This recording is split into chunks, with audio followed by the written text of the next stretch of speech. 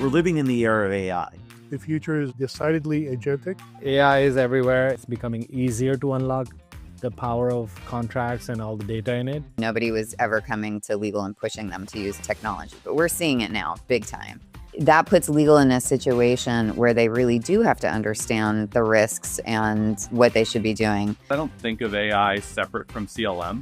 AI has become so embedded within CLM, it's part and parcel to a rollout. Historically, it's been signed contracts sitting in some repository. With the evolution of AI now, I think it's becoming easier to unlock the power of contracts and all the data in it. We're taking a broader look at entire budgets and costs and renewals and getting ahead of repeat vendors and kind of those overlaps too across departments and even within departments. AI needs context. Your playbooks need to be created to work with an AI review tool.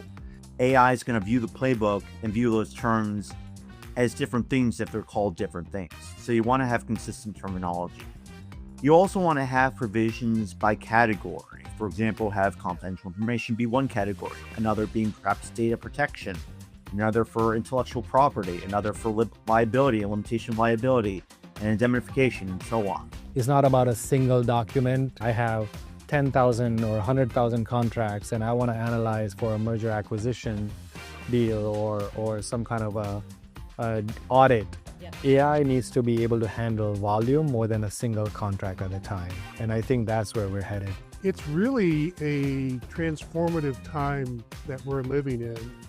I mean, you could say that across the entire SaaS universe, but especially in procurement.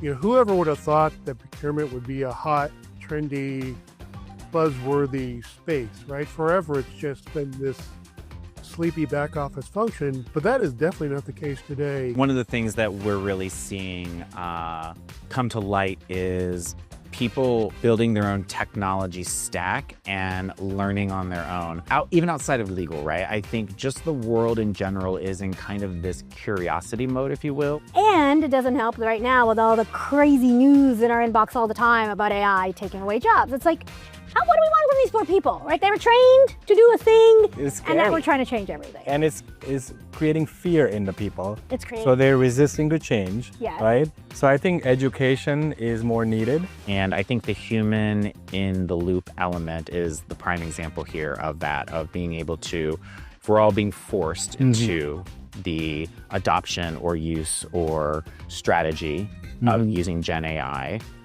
that's the new foundation.